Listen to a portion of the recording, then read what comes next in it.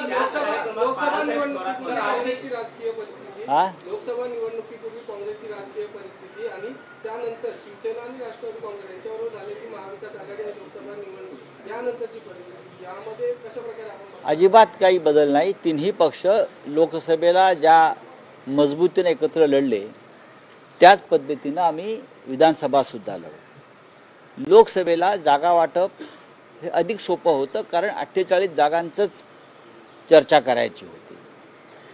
विधानसभेला 288 जागांचा विषय आहे। 3 प्रमुख पक्ष आहेत, शिवाय आमचे काही लहान मित्र पक्ष आहेत। त्या सगळ्यांना सामावून घेण्याची आमची भूमिका आहे। मग माननीय शरद पवार जे असतील, माननीय उद्धव ठाकरे साहेब असतील किंवा नाना पटोले जे असतील, ती आमच्या मित्र पक्षांना सुद्धा आमच्याबरोबर सामावून घेण्यासाठी आम्हाला प्रयत्न करावे लागतात आणि नक्कीच आम्ही त्यात यशस्वी होऊ। हे काय असतं, तिसरी आघाडी जी असते ही कायम सत्ताधाऱ्यांना मदत करण्यासाठी बनवली जाते। तिसरी आघाडी जी असते हे जे सत्तेत असतात केंद्रात किंवा राज्यात, त्यांना काही अडचणीचे विषय असतात, मग ते तिसरी आघाडी निर्माण करून विरोधकांची मतांमध्ये कशी दुफळी माजवता येईल यासाठी काम करतात। आतापर्यंतचा इतिहास आणि अनुभव तेच सांगतो। खरं म्हणजे महायुती आणि महाविकास आघाडी या 2 पक्षात लढत आहे, पण महाविकास आघाडीची मतं थोडीफार कमी करता आली तर त्यासाठी काही नवीन आघाड्या स्थापन करायच्या, त्यासाठी पैशांचा वापर करायचा, पदांचा वापर करायचा, असं धोरण मला आता दिसतं या क्षणी।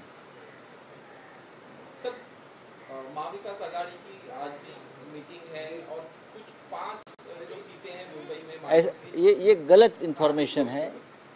आज भी महाविकास आघाड़ी की सीट शेयरिंग के बारे में बैठक है और मैं आपको बार बार कहता हूँ, जो मीडिया में खबरें चल रही है कि मुंबई के बारे में 5 सीटें के बारे में 6 सीट, ऐसा कोई नहीं है। हर सीट पर हम चर्चा करते हैं और जो सीट जो पार्टी जीतेगी उनके साथ वो सीट जाती है। कोई सीट पर मतभेद नहीं। अगर कोई 1-2 सीट पर होता है तो हम वापस बैठेंगे, जो हमारे हाईकमांड है 3 पार्टी के वो एक साथ बैठेंगे, लेकिन कोई मसला नहीं है, प्रॉब्लम नहीं है। थर्ड फ्रंट जो तीसरा आघाड़ी की बात कहाँ है, क्या होता है वो तीसरा फ्रंट? ऐसे प्रयोग होते रहते हैं। जिसके पास सत्ता है वो लोग के तीसरे फ्रंट इनडायरेक्ट बनाते हैं। जो हमारी जैसी जो मजबूत महाविकास आघाड़ी है उनके वोट खाने के लिए ये third front, fourth front, second front वो बना लेते हैं। उसमें जो थर्ड फ्रंट के लोग आप देख ले, वो तो वोट कटिंग मशीन है सब। सर, बीजेपी के एक नेता का बयान आया कि अफजल खान और छत्रपति शिवाजी महाराज के बारे में उन्होंने कुछ कहा, स्टेटमेंट दिया। उसका ऊपर बीजेपी के ऊपर कोई स्टेटमेंट करने की जरूरत नहीं है, वो दंगे भड़काना चाहता है।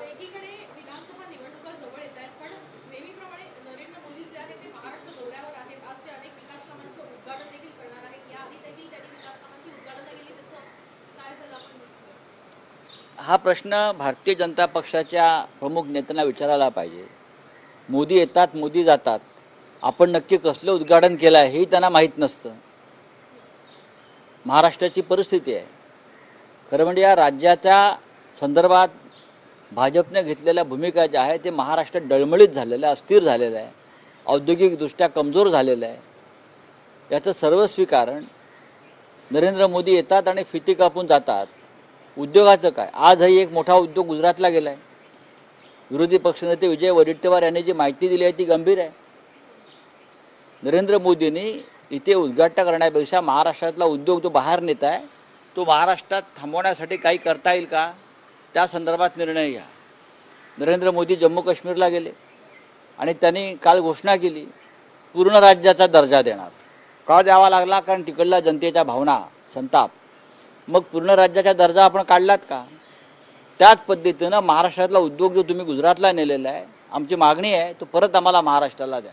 सर, बदलापूर अत्याचार प्रकरणात आरोपपत्र दाखल झाले, मात्र शाळेत संस्थेचे अध्यक्ष आणि सचिव यांना अटक नाही झाली। आपटे आणि कोतवाल, आपटे आणि कोतवाल हे आपटे आणि कोतवाल ह्यांना एकनाथ शिंदेंचं संरक्षण आहे। मी तुम्हाला आत्ता सांगतो, कारण या संस्था त्यांचे चिरंजीव जे खासदार आहेत त्यांच्या मतदारसंघात आहेत आणि आपटे आणि कोतवाल यांचे संबंध हे मुख्यमंत्र्यांच्या चिरंजीवाशी अत्यंत घनिष्ठ आहेत. त्याच्यामुळे या बलात्कार प्रकरणामध्ये मुख्यमंत्री शिंदे यांची भूमिका अत्यंत संशयास्पद आहे. आपटे आणि कोतवालला वाचवायचं काम हे एकनाथ शिंदे यांनी केलेलं आहे.